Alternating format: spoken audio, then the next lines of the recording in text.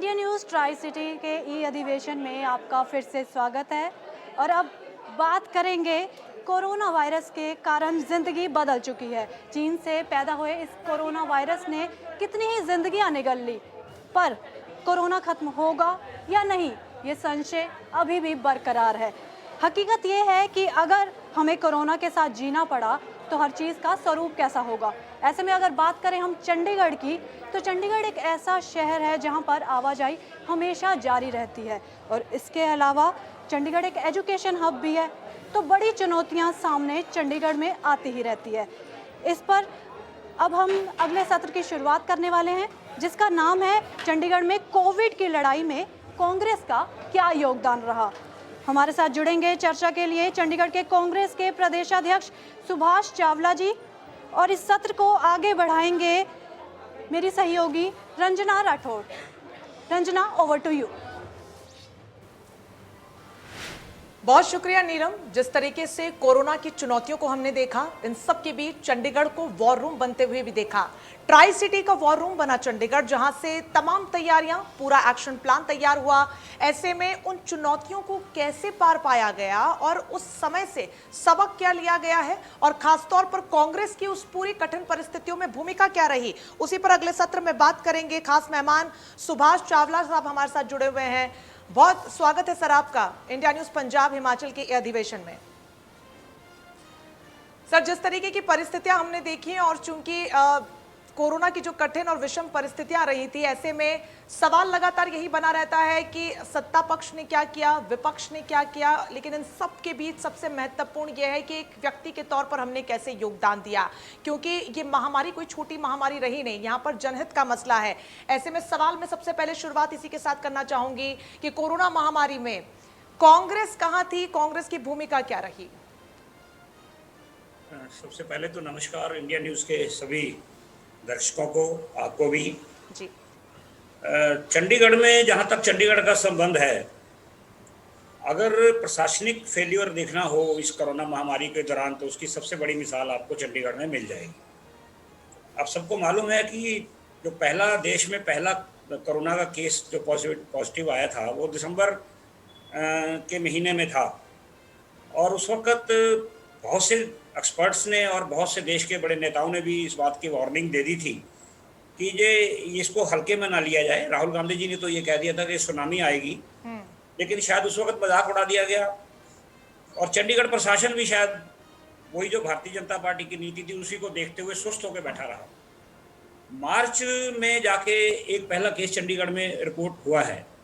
अच्छा होता उसके दौरान प्रशासन पूरी तैयारी कर लेता कि यहाँ तो बहुत एक रिसर्च सेंटर है चंडीगढ़ में, पीजीआई है, पंजाब यूनिवर्सिटी है, और बहुत से एक्सपर्ट जो जिसको वैज्ञानिक कह सकते हैं, तो बड़े बड़े डॉक्टर चंडीगढ़ में थे। बजाय उसके उनसे सलाह लेने के, उनसे मशवरा करने के, सरकार भी शायद उन्हीं नीतियों पे चलती रही कि थाली बजा लेंगे, दिए जला लेंगे, थोड़ा डांस कर लेंगे, उससे कोरोना भाग जाएगा। लेकिन स्थिति भयावह होती चली गई आगे, और एक समय ऐसे आया कि पहली वेव में ही चंडीगढ़ में जो है स्थिति आउट ऑफ कंट्रोल हो गई थी। तो प्रशासन ने इन बातों पे बिल्कुल ध्यान नहीं दिया, और उस वक्त हम देख रहे थे कि प्रशासन कौन से कदम उठा रहा है। लेकिन जब हमने देखा चारों तरफ से कि प्रशासन के अफसर सिर्फ एक वार रूम यहाँ सेटअप किया था, जिसमें शाम को एक मीटिंग होती थी, गवर्नर साहब मीटिंग लेते थे, 4 अफसर बैठते थे वहाँ पे, खाना पूरी हो गए, कुछ आदेश जारी कर देते थे।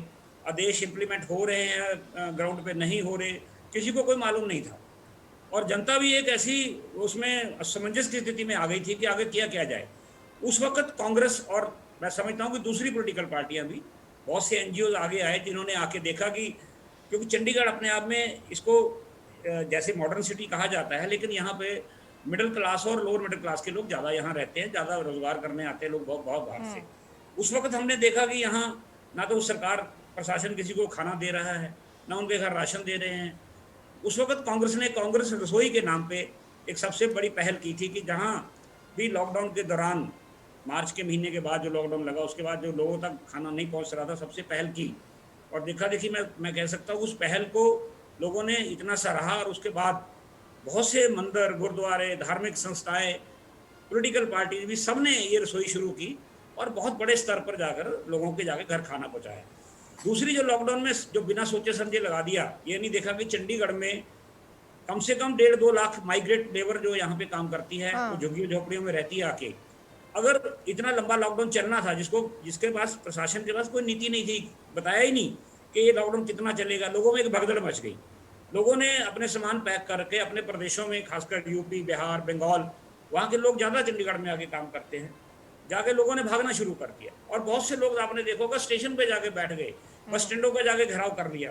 प्रशासन की तरफ हम बार बार करते रहे कि जी इनका जाने का इंतजाम करिए, ना वो केंद्र सरकार ने पहल की और ना ही कोई चंडीगढ़ प्रशासन ने की। कांग्रेस ने जब जाकर एक चिट्ठी लिखी एडमिनिस्ट्रेटर को कि हम इनका किराया देने के लिए तैयार हैं, अगर आप इनको भेजना चाहें तो हम किराया हम देंगे, कांग्रेस पार्टी, वहाँ सोनिया गांधी जी ने अनाउंस कर दिया था।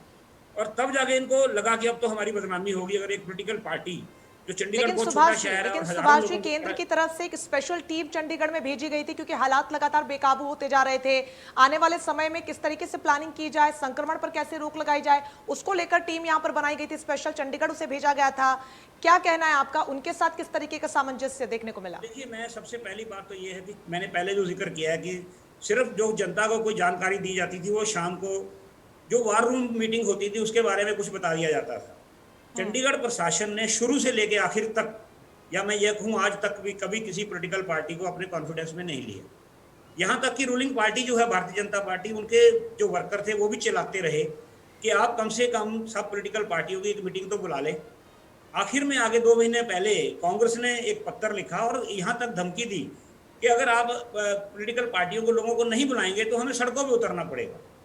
और कुछ अधिकारी नहीं चाहते थे, मैं कह दूं कि अधिकारी नहीं चाहते थे कि उनकी कमियां हम गवर्नर साहब तक बताएं, इसलिए शायद उन्होंने मीटिंग नहीं होने दी। लेकिन आखिर में गवर्नर साहब ने एक मीटिंग ली, उसमें कुछ सुझाव दिए हमने। कोई ऐसा नहीं था कि हमने कोई जाके वहां प्रशासन की बहुत जाके आलोचना की या कुछ किया, हमने कुछ सुझाव रखे और वो सुझाव गवर्नर साहब ने माने, उसका नतीजा अच्छा भी निकला।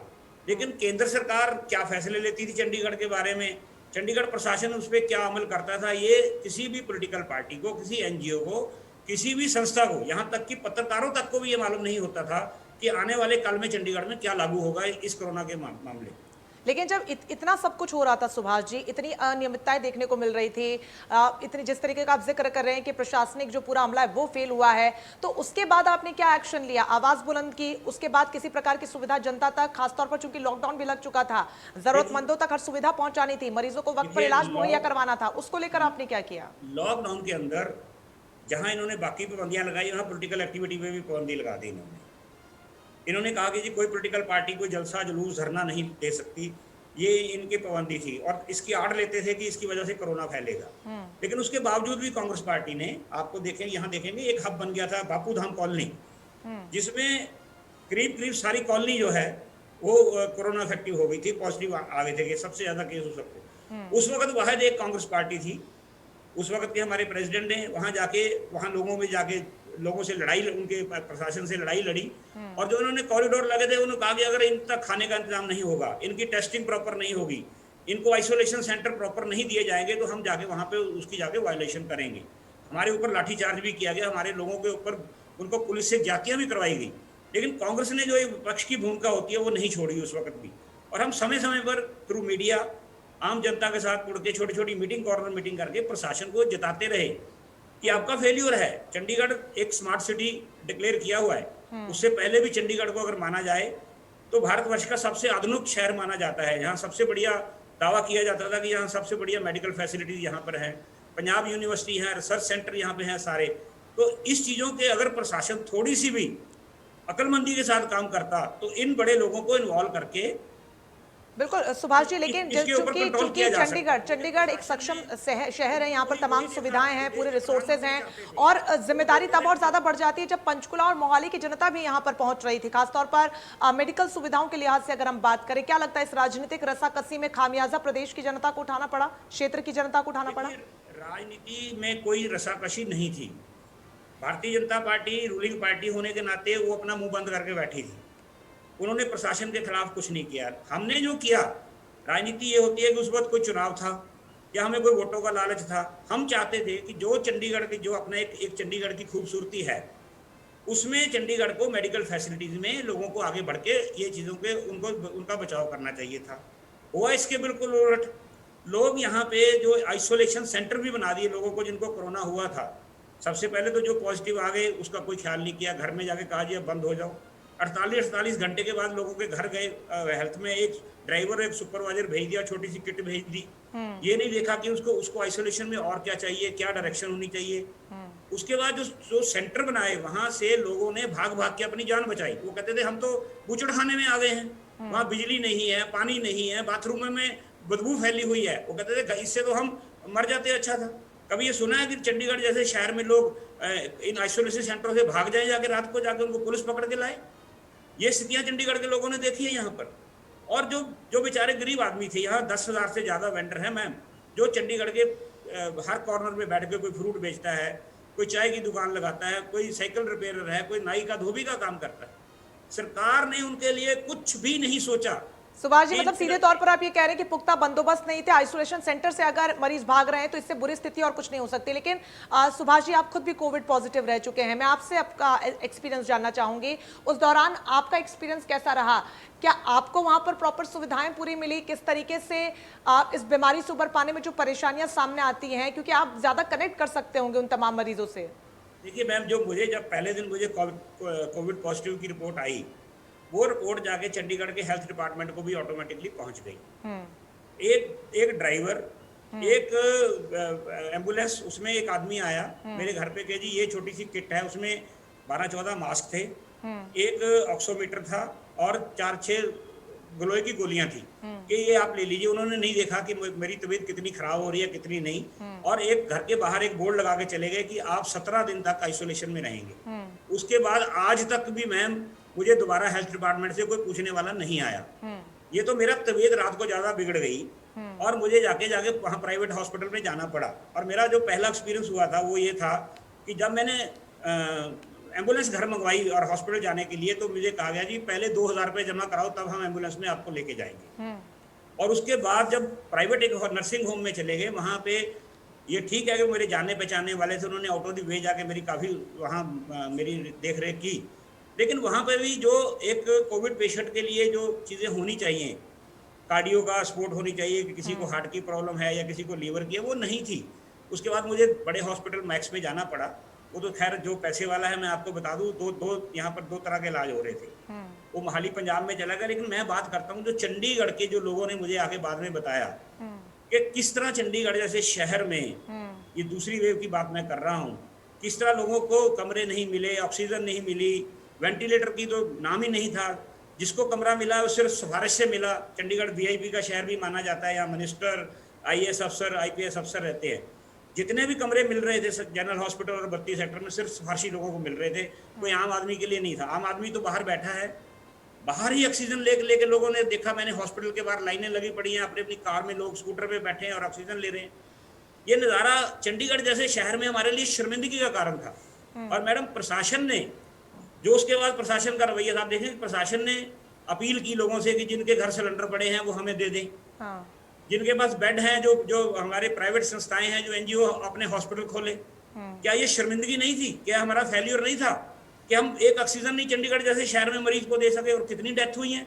बिल्कुल, बहुत ज़्यादा गंभीर है। जब आप ये खुद कहते हैं कि जब मैं कोविड पॉजिटिव था तो किस तरीके से ट्रीटमेंट हुआ और सुविधाएं जो मुहैया करवाई गई, वो तस्वीर साफ करती है कि क्षेत्र में जो आम जनता है उनको किस प्रकार की सुविधाएं मिल पा रही होंगी। उसके बाद क्या आपने उसको दुरुस्त करने के लिए कोई एक्शन किया, कोई कदम उठाया? क्योंकि बहुत ज़्यादा ज़रूरी है, क्योंकि इतनी बड़ी पार्टी के इतने बड़े नेता होने के बावजूद अगर आपको सुविधाएं नहीं मिल पा रही तो आम जनता के पास क्या कुछ सुविधा पहुँच पा रही होंगी, ये समझ पाना बेहद आसान। उसके बाद जो एक विपक्ष की भूमिका होती है कि सिर्फ प्रशासन के ऊपर हम दबाव डालें जी। हमने मिलके भी अफसरों से बात की। गवर्नर साहब को मैंने कम से कम 10 चिट्ठियां लिखी, डिप्टी कमिश्नर को मैंने चिट्ठियां लिखी कि आप इन चीजों पे सुधार करिए, इसमें आप हमारी मदद, हम आपकी मदद करने के लिए तैयार हैं। अगर हम खाना, लाखों रुपए का खाना हम लोगों को दे सकते थे, हमने ऑफर किया कि अगर हमारा कांग्रेस भवन भी आपके लिए चाहिए तो आप इसको जाकर टेस्टिंग सेंटर बना लीजिए। लेकिन सवाल ये था कि शायद प्रशासन ने एक कसम उठा रखी थी कि हमने किसी भी चंडीगढ़ की राजनीतिक पार्टी या किसी एनजीओ से हमने कोई मदद लेनी नहीं है, और लोग मरते हैं तो मर ही जाएं। ये तो चंडीगढ़ के कुछ समाज सेवी संस्थाएं थी जिन्होंने खाना टाइम पे पहुंचा दिया, या कुछ लोगों ने अपने मिनी जो बेड सेंटर थे वो खोल दिए। जहां तक प्रशासन का सवाल है, मैं इसलिए ये बातें आपसे कहना चाहता हूं मैडम कि सबसे एक शर्मिंदगी की बात, और जो सबसे पहले जो जिसका पूरे हिंदुस्तान में चर्चा हुआ, वो था कि जिसकी कोरोना से डेथ हो जाती है उसके संस्कार के लिए भी सरकार ने वहां इतनी बुरी तरह लूट मचा रखी थी कि संस्कार के भी पहले 7,500 रुपए जमा कराओ तब जाके कोविड वाला पेशेंट का संस्कार होगा। उस वक्त मैंने आवाज उठाई, धरने तक की, मैंने कहा कि मैं इसमें भूख हड़ताल में बैठूंगा। फिर जाके कहीं कारपोरेशन के जो कमिश्नर थे वो मौके पे गए और देखा, और हमारी बात को सच मान के जब एक फैसला करना पड़ा कि आने वाले समय में जो कोविड के जिसकी डेथ होगी उसको फ्री संस्कार किया जाएगा। 25 करोड़ रुपया कोविड सेस के हिस्सा जो चंडीगढ़ को मिला मैडम, मैं चैलेंज करता हूँ कि ये बता दे कि 25 करोड़ से 25 लाख रुपया इन्होंने कहीं खर्च किया। बिल्कुल सुभाष जी, अपने आप में जो ये तमाम सुविधाएं हैं इनको दुरुस्त करना तो बहुत बड़ी जिम्मेदारी है, लेकिन इस जंग पे फतह पाने के लिए अगर ब्रह्मास्त्र हमारे पास कुछ है तो वो है वैक्सीन। टीकाकरण के क्षेत्र में अगर चंडीगढ़ की बात करें तो वैक्सीनेशन में चंडीगढ़ को फिलहाल कहाँ खड़ा पाते हैं आप? देखिए मैडम, जहां तक वैक्सीनेशन का ताल्लुक है, सबसे पहले हम चंडीगढ़ के कांग्रेस वालों ने कैंपेन चलाई थी कि लोगों को जाके यहाँ पे वैक्सीनेशन लगवानी चाहिए, और बहुत से कैंप, हमारे 5 पार्षद हैं और एक पार्षद ने तो लगातार 10 दिन तक अपने एरिया में कैंप लगाया। आज भी हमारे 5 पार्षद अपने अपने एरिया में कैंप रोज ऑर्गेनाइज कर रहे हैं और लोगों को इस बात के लिए मोटिवेट कर रहे हैं कि हमें ये जाके हमें इसके वैक्सीनेशन लेनी चाहिए आज, क्योंकि मैं समझता हूँ कि वैक्सीनेशन ही एक सहारा है इस कोरोना से बचने का। इस सरकार से ना कोई उम्मीद थी, ना उम्मीद हमें है आगे के लिए भी, क्योंकि सरकार अभी भी सीरियस नहीं है। जो सेकंड वेव थी मैम, अगर अच्छा होता कि थोड़ा सा दिमाग लगा लेते फर्स्ट वेव के बाद, ये तो सेलिब्रेट करने लग गए चंडीगढ़ में। भारतीय जनता पार्टी ने सेलिब्रेट किया कि मोदी जी के नेतृत्व में हमने जंग जीत ली है, और बड़े बड़े एक्सपर्ट जो हैं जिनको प्लानर कहा जाता था, पॉलिटिकल पार्टियां तो ऐसे ड्रामे करती हैं, बीजेपी ने तो करना ही थे, लेकिन ये जो आईएएस आईपीएस और डॉक्टर पीजीआई जैसे ये थे, इन्होंने भी उसी ढर्रे पे चले, इंतजाम नहीं किया कि सेकंड वेव आएगी और यहाँ चंडीगढ़ में हाल क्या होगा। ये डेथ छुपा रहे हैं मैम, एक दिन में 20-20, 30-30 आदमियों के संस्कार हुए हैं, और सवेरे अखबार में पढ़ते थे कि 4 डेथ हुई हैं, 5 डेथ हुई हैं। ये जो अकेला यूपी या बिहार नहीं है कि गंगा में जाके शव आए हैं, यहाँ भी शवों का यही हाल हुआ है।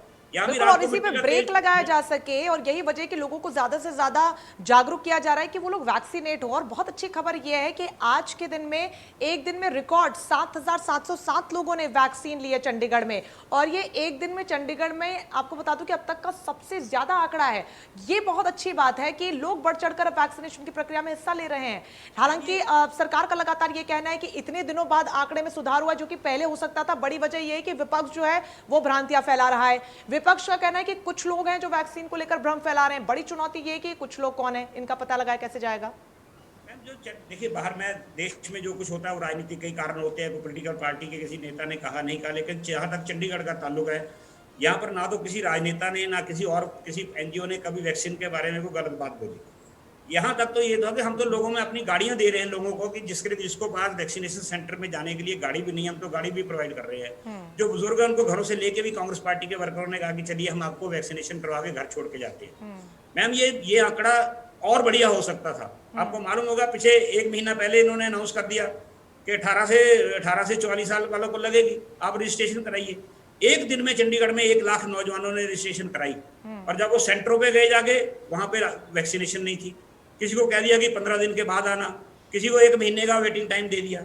अगर सरकार की नीतियां सही होती, क्योंकि वैक्सीनेशन का काम सीधा सेंट्रल गवर्नमेंट के पास था, और पहले जो आप मेरे से पहले पवन बंसल जी से आप सवाल पूछ रहे थे कि एक फेडरल सिस्टम होता है कि राज्य सरकार की भी जिम्मेवारी होती है। चंडीगढ़ में तो कोई फेडरल सिस्टम वाली बात ही नहीं, यहाँ तो सारा केंद्र सरकार के अधीन प्रशासन है। अगर फेलियर है तो मैं समझता हूँ जहाँ चंडीगढ़ प्रशासन का है वहाँ केंद्र सरकार का भी है। अगर यहाँ पर वैक्सीनेशन के लिए लोगों ने इतनी बड़ी तादाद में अपनी रजिस्ट्रेशन करा दी, तो क्या कारण था कि उनको समय पर वैक्सीनेशन नहीं पहुंच सकी? चंडीगढ़ जैसे छोटे प्रदेश को भी आप अगर फीड नहीं कर सकते, तो किस बात के बड़े बड़े दावे किए जा रहे थे कि सेंट्रल गवर्नमेंट ये कर रही है। इतना बड़े बड़े प्रोजेक्ट पैकेज प्रधानमंत्री जी ने अनाउंस किए, कभी 25,000 करोड़, कभी 30,000 करोड़। एक किसी वेंडर को 5 रुपए का भी कहीं यहाँ पे कैश इंसेंटिव दिया है कि आप रोजी रोटी, आपकी 2-2 महीने हो गए लॉकडाउन में अंदर बैठे हैं, आपके लिए हम इतना कैश दे रहे हैं। ये अब जाके पता नहीं इनको क्या होश आया, अब जाके प्रधानमंत्री के अनाज की दे रहे हैं। और उसका हालत क्या है मैम? अगर हमने पॉलिटिकल पार्टी ने कोई किसी पे प्रोटेस्ट किया, 10 आदमी इकट्ठे हुए, हमारे ऊपर तो मुकदमा रजिस्टर कर दिया। और अगर आप वहाँ राशन के डिस्ट्रीब्यूशन में हाल देखेंगे, इस वक्त सरकारी मुलाजिम खड़े हैं, सरकारी अफसर खड़े हैं, पुलिस खड़ी है, और 5-5 हजार आदमी इकट्ठा हो रहा है, और राशन किसको दे रहे हैं? 200 आदमी को। सवेरे अनाउंसमेंट करते हैं फ्री आदमियों को देंगे, वहाँ कोई ना कोई कोरोना की वहाँ गाइडलाइंस की कोई वहाँ धज्जियां उड़ाई जा रही हैं, ये नहीं देखा जा रहा जी। ये देखिए जो बहुत प्रशासन अच्छी का बात जो है कि रवैया आप जैसे कि जिक्र कर रहे हैं कि विपक्ष में होने के बावजूद आपने अपने स्तर पर तमाम सहयोग किया, लोगों के लिए गाड़ियां पहुंचाई, वैक्सीनेशन को लेकर लोगों को जागरूक किया, और विपक्ष की एक रचनात्मक भूमिका यही, इसका स्वरूप ही यही है, और इसके लिए आप बधाई के पात्र भी हैं। लेकिन बड़ा सवाल और चिंता का विषय ये भी बना हुआ है किस तरीके को गाँव को इससे बचाया जाए, जहां पर लोग थोड़े कम पढ़े लिखे होते हैं, बहुत ज्यादा रिसोर्सेज नहीं होते, संसाधनों के अभाव की वजह से भी लोग वैक्सीनेशन की प्रक्रिया में हिस्सा नहीं ले पा रहे। उसके लिए कांग्रेस इस वक्त क्या कर रही है? मैम, इस वक्त हमारे 5 डिस्ट्रिक्ट कांग्रेस कमेटियां हैं जी पांचों के पांचों। हमने लगातार उनसे मीटिंग करते हैं, लोगों को जाके पहले अपनी तरफ से हम मास्क बांटते हैं, सैनिटाइजर देते हैं, साबुन की टिकिया देते हैं, और फिर उनसे उनको मोटिवेट करते हैं कि देखिए ये चीज़ें आपको टेम्परेरी रिलीफ दे सकती हैं, इससे आप बचाया जा सकता है, लेकिन परमानेंट जो बचाव है आज वो सिर्फ वैक्सीनेशन है। हमारे 5 डिस्ट्रिक्ट प्रेसिडेंट अपने वर्करों के साथ लगे हुए हैं, और मैं समझता हूँ चंडीगढ़ के गाँव और चंडीगढ़ के शहर में बहुत ज़्यादा अंतर नहीं है। लोग पढ़े लिखे हैं, समझदार हैं, और चंडीगढ़ की जो सुविधाएं उन तक पहुंच रही हैं। हम पूरी तरह हमारी कोशिश क्या है मैम, हमारी कोशिश है लोगों को मोटिवेट करना। सरकार की जिम्मेवारी बनती है कि वहां जाके प्रॉपर फैसिलिटीज के साथ उनको वैक्सीनेट करना। यहाँ कोई अफवाह यहाँ नहीं फैला रहा, या कोई प्रशासन का अफसर या कोई पॉलिटिकल पार्टी नहीं कह सकती कि किसी ने वैक्सीनेशन के खिलाफ कोई मुहिम चलाई हो। हाँ, जहाँ सरकार का फेल्योर है, मैंने जो पहले जिक्र किया था मैम कि मुझे 2000 रुपये जब देना पड़ा, जब मैं हॉस्पिटल से पहले आया तो मैंने महसूस किया कि जो लोग और हैं 2,000 उनको ना देना पड़े। हमने कांग्रेस पार्टी की तरफ से फ्री एम्बुलेंस चला दी। ये सरकार नहीं सोचती कि सरकार को कहाँ कहाँ कमियां आ रही हैं, और क्या अगर वो फीड में, मैंने पहले कहा था कि अगर देखिए बहुत ज्यादा जरूरी है कि यहाँ पर वर्तमान में जो बंदोबस्त करने चाहिए वो तो हम करें, लेकिन आने वाले भविष्य के लिए भी हम तैयार रहे हैं, क्योंकि तीसरी लहर को लेकर भी सर लगातार संभावना जताई जा रही है, उसको लेकर कितने तैयार हैं आप? देखिए मैडम, आज तक हम अखबारों में पढ़ते हैं, टीवी चैनल पे पढ़ते हैं, कुछ अखबारों में आर्टिकल छप रहे हैं एक्सपर्ट्स के जी कि तीसरी लहर की संभावना है, लेकिन प्रशासन का रवैया फिर वही का वही है। आज तक उन्होंने किसी भी पॉलिटिकल पार्टी को, किसी चुने हुए नुमाइंदे को, किसी काउंसलर को ये बुला के नहीं कहा या बुला के नहीं बताने की कोशिश की कि तीसरी वेव अगर आएगी तो आपकी जिम्मेवारी क्या होगी और हम क्या इंतजाम कर रहे हैं।